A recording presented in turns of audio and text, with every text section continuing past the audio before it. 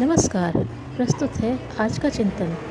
किसी भी बालक को अपराधी कहने से पूर्व यह अवश्य सोच लेना चाहिए कि उस अपराध का उत्तरदायी केवल बालक ही है या समाज और वातावरण में वह पला है, वह भी उसका जिम्मेदार है। कोई भी शिशु जन्म से स्वभावतः अपराधी नहीं होता, चाहे वह मानव जगत का हो अथवा पशु जगत का। मानव शिशु और पशु शिशु परस्पर गहरे दोस्त हो सकते हैं, लेकिन दो सजातीय बालक परस्पर अच्छे संबंध नहीं बना पाते। निर्दोष बालक को ऐसी विकृति के लिए उत्तरदायी ठहराना प्रौढ़ लोगों का, अभिभावकों का, अध्यापकों का सबसे बड़ा अपराध है।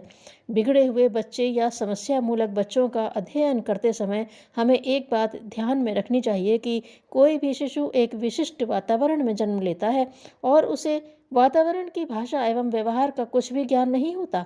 उस समय वह एक कोरी कॉपी की तरह होता है। उसे यह भी ज्ञान नहीं होता कि उसे जिसने जन्म दिया है उसे क्या कहना चाहिए।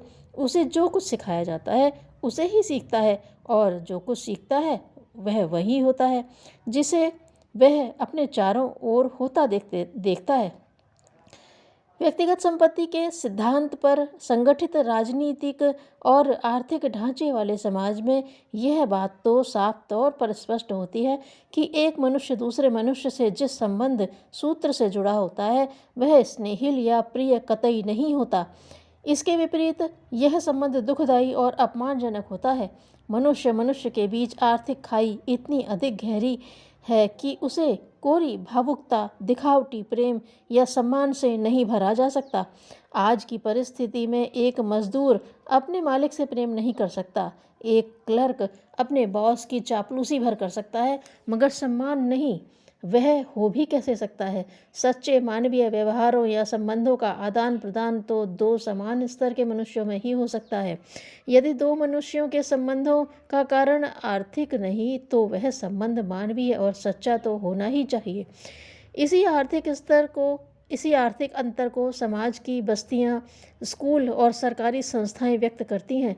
एक ही शहर की दो बस्तियों, दो स्कूलों तथा दो सरकारी संस्थाओं में कितना अधिक अंतर होता है। परिवार, समाज और सरकारी संस्थाओं का यह परस्पर संघर्ष और दूरियां अभिभावकों को जिस रूप में प्रभावित करती है, उसी प्रकार उनके शिशुओं को भी। एक बालक यह सोचता है कि मैं मजदूर का लड़का हूँ, दूसरा सोचता है मैं मालिक का लड़का हूँ। दोनों एक दूसरे से बात करने में हिचकिचाते हैं। दोनों एक दूसरे के लिए अजनबी हैं और एक दूसरे से घृणा करने लगते हैं। संशय, घृणा और अजनबीपन की इस प्रवृत्ति को कोई रोक नहीं सकता। जब तक परिवार, समाज और राज्य की दूरियां नहीं मिट जाती, शहर और गांवों का फर्क कम नहीं होता, जब तक व्यक्तिगत संपत्ति पर आधारित ढांचा तोड़कर समाजवादी ढांचा निर्मित नहीं कर लिया जाता, तब तक किसी भी बालक को स्वस्थ मनुष्य के रूप में विकसित कर पाना असंभव है। व्यक्तिगत संपत्ति की वृद्धि करने के लिए रात दिन 10 गुना या 100 गुना मुनाफा कमाने के लिए होड़ लगी हुई है। छोटे मझोले पूंजीपति इनमें एक ओर तो मालामाल हो उठते हैं, दूसरी ओर मजदूर भूख भूख चिल्लाते हैं। कोई हजार हजार रुपए वेतन पाता है तो कोई लाखों करोड़ों। लोग बेरोजगारी का शिकार होकर सड़क पर धूल फांकते फिरते हैं। कहीं भी किसी तरह का सामंजस्य नहीं रह गया है। ऐसे समाज में बालक को जो वातावरण मिलता है उसकी रूपरेखा कितनी भयावनी और अमानवीय होगी, इसकी कल्पना करना किसी भी अभिभावक के लिए कठिन नहीं होना चाहिए। बिस्तर भिगो देने यानी शिशु का सोते समय मूत्र त्याग कर देना मनोविज्ञान की दृष्टि से एक मनोविकार का संकेत करती है। मनोविज्ञान में जिस तथ्य पर गंभीरता से विचार किया जाना चाहिए उस पर अभिभावक ध्यान ही नहीं देते। ऊपर से मारना पीटना आम बात है। कटी पतंग के लिए बच्चों के झुंड जिस तरह झपटते हैं उससे उनकी मनोवृत्ति का पता चलता है। उनमें सामूहिक प्रवृत्ति के बदले व्यक्तिवादी प्रवृत्ति जोर पकड़ती है, जो किसी भी समाज के लिए भयंकर साबित हो सकती है।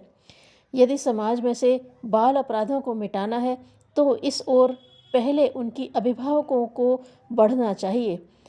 जब तक वे स्वयं को नहीं सुधार पाते तब तक बालकों को सुधार पाना असंभव है। बालक तो बड़ों का प्रतिबिंब होता है।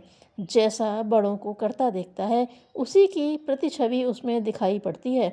इस पर भी बालकों को ही अपराधी कहा जाता है, जबकि दोष संपूर्ण समाज का है। आदर्शवादी समाज नैतिकतापूर्ण वातावरण चाहने से पहले सामाजिक वातावरण को वैसा मानवीय एवं पवित्र बनाना होगा। स्वच्छता एक साधना है, मनोवृत्ति का परिष्कार है। धन्यवाद।